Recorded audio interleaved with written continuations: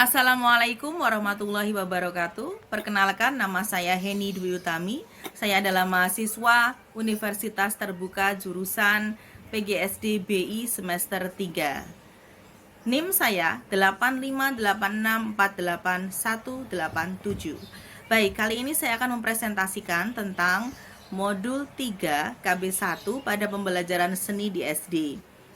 Pada modul 3 kali ini akan dibahas adalah kemampuan dasar anak usia sekolah dasar, meliputi kemampuan karakteristik intelektual, karakteristik emosional, karakteristik personal dan sosial, perseptual, fisik dan estetik, serta kreativitasnya.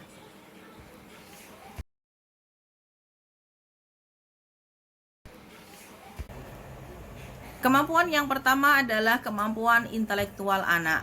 Kita melihat pada teori perkembangan kognitif J.J. Rousseau yang membagi perkembangan intelektual seseorang itu dalam 4 tahapan. Tahapan yang pertama dimulai pada usia 0 sampai 2 tahun atau yang disebut dengan sensori motori. Tahapan ini, seseorang memiliki karakteristik yaitu mulai mampu menirukan sesuatu, mengingat dan berpikir, mulai menyadari bahwa suatu benda tetap ada meskipun disembunyikan, dan gerakan-gerakannya sudah mulai bertujuan atau tidak hanya berupa gerakan refleks. Tahapan yang kedua adalah tahapan usia 2 sampai 7 tahun atau yang disebut dengan pra-operasional.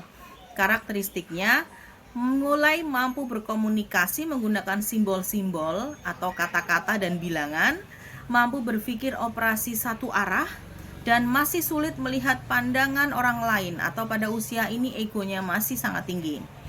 Tahapan berikutnya disebut operasi konkret atau tahapan usia 7 sampai 11 tahun. Tahapan ini adalah tahapan anak usia SD. Karakteristiknya adalah mampu memecahkan masalah-masalah konkret secara logis, memahami aturan-aturan yang berlaku, dan memahami sesuatu yang dibalik atau logika dibalik. Tahapan yang selanjutnya adalah tahapan usia 11 sampai 15 tahun atau yang disebut dengan operasi formal. Pada usia 11 sampai 15 tahun ini, seseorang mulai mampu memecahkan masalah-masalah secara logis dan mulai tertarik dengan isu-isu sosial yang ada di sekitarnya. Nah, secara intelektual, anak pada masa usia sekolah dasar sudah mampu berpikir logis dan mampu memahami informasi atau memecahkan masalah-masalah yang bersifat konkret. Akan tetapi, anak-anak ini belum mampu memecahkan masalah-masalah yang bersifat abstrak. Implikasinya pada pembelajaran seni bagi guru adalah materi yang bersifat abstrak harus dikemas sedemikian rupa sehingga menjadi konkret, sehingga mudah dipahami oleh anak-anak. Kemampuan yang kedua adalah kondisi emosional anak. Emosi atau emotion itu berbeda dengan perasaan atau feeling. Kalau emosi itu lebih bersifat dinamis atau bergejolak, menggambarkan suasana hatinya. Nah, kondisi emosi anak usia sekolah dasar cenderung lebih labil dan mereka lebih mudah berubah-ubah, akan tetapi lebih mudah pulih kembali seperti sedia kala, dan efeknya secara jasmania sangat mudah dilihat. Misalnya ketika kita melihat anak SD sedang bertengkar, setelah mereka bertengkar, mereka akan lebih cepat pulih kembali atau berbaikan kembali dengan temannya.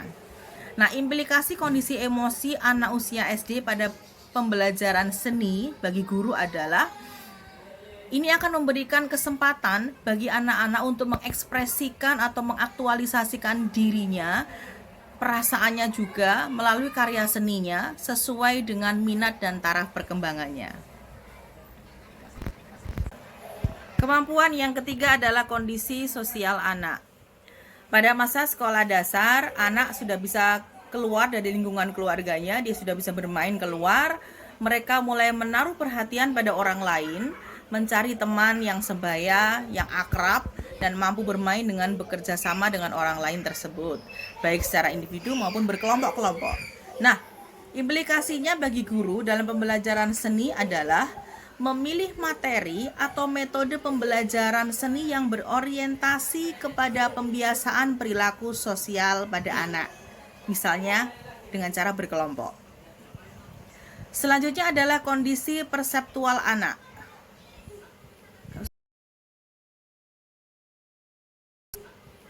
Yang keempat adalah kondisi perseptual anak.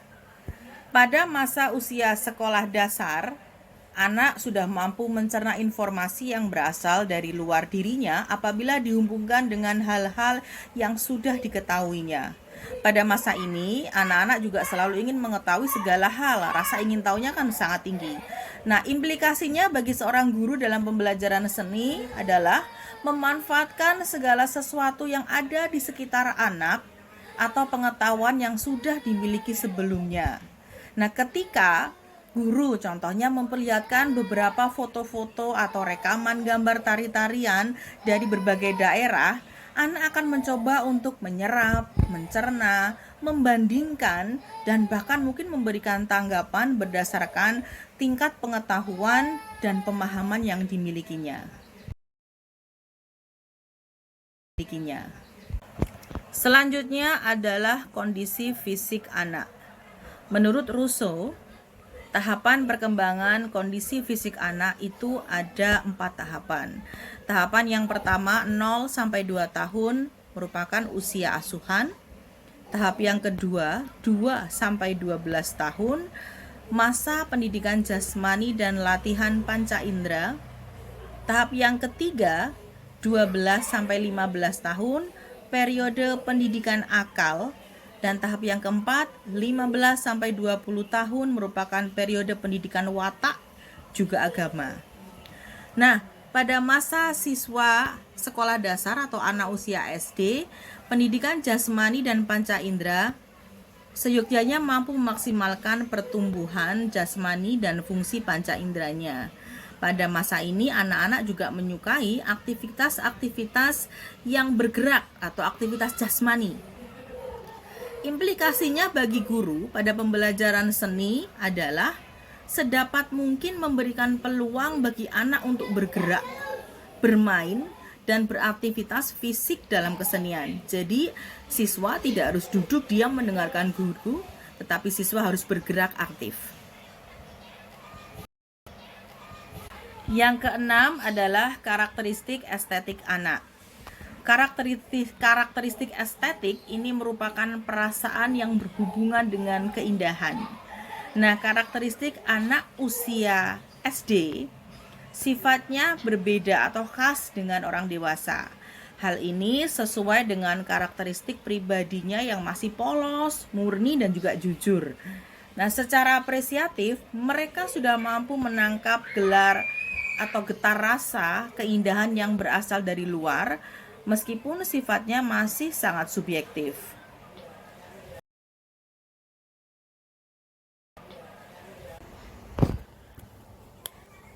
Yang terakhir adalah kondisi kreatif anak.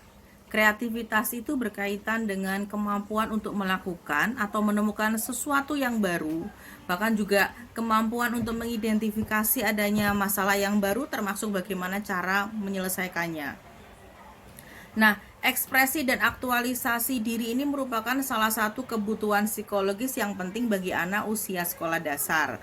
Aspek tersebut seyogyanya difasilitasi karena setiap anak sesungguhnya mempunyai bakat kreatif yang dibawa sejak lahir, meskipun kualitasnya berbeda-beda setiap anak antara satu dengan yang lainnya. Demikian presentasi saya pada modul 3 KB1. Sekian. Wassalamualaikum warahmatullahi wabarakatuh.